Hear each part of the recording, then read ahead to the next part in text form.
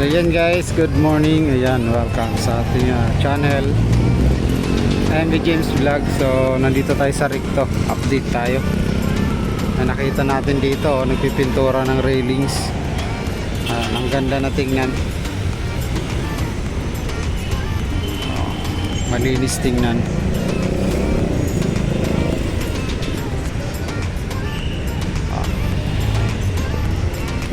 So ayan, lakad-lakad tayo at papakita ko sa inyo kung gaano kahaba itong napinturahan hanggang dun sa may Asuncion Park. Ayan, ang haba nito.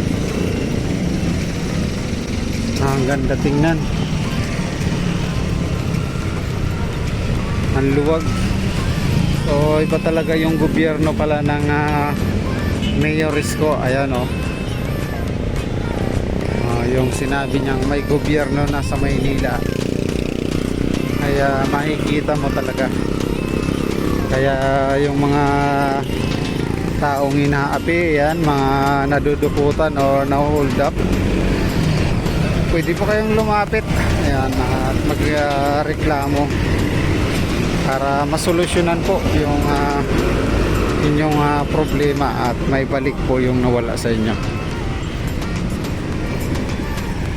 Grabe, nakaka-amaze yung luwag,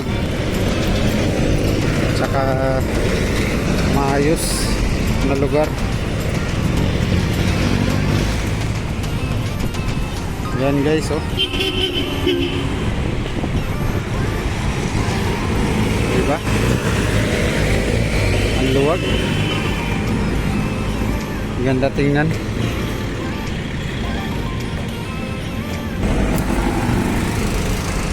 Ayan. Siyempre, congrats sa mga sponsor nito. Ayan.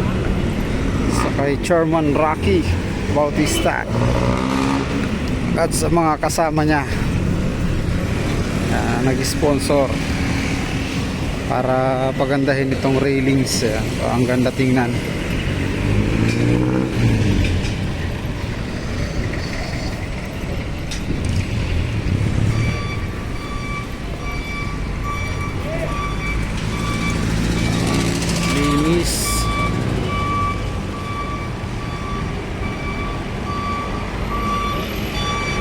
Ganyan yung Divisoria, maliwalas tingnan.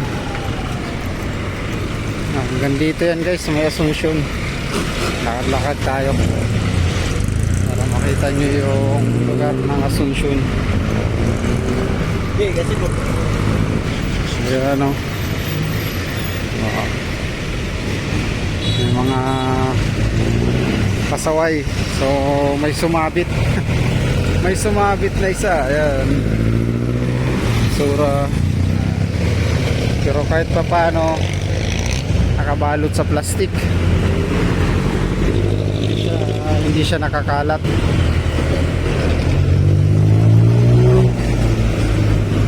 Si nanay,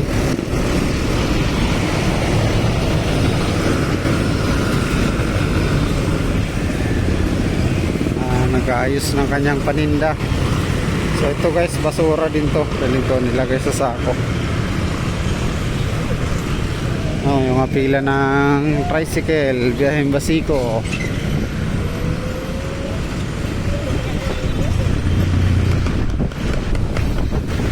Linis.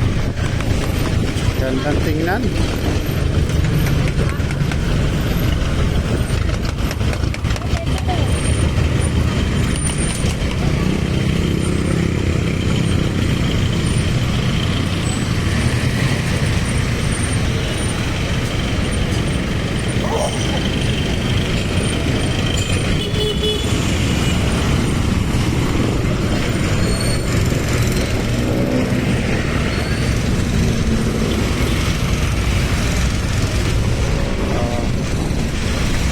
Pala talaga yung magagawa ng may gobyerno sa Maynila, dahil makikita mo yung aliwalas at liwanag.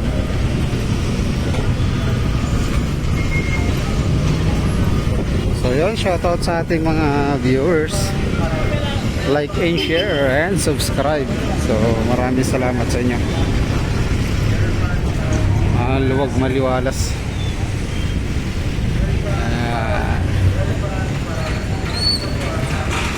So yun guys, ito yung update natin ngayon. At abangan nyo pa syempre yung mga vlog natin sa MB James Vlog. So dito sa Maynila at mag-share tayo ng mga lugar na mga naayos at nailinis. Thank you. Bye bye Manila, God first, and subscribe, like and share po MB James Vlog.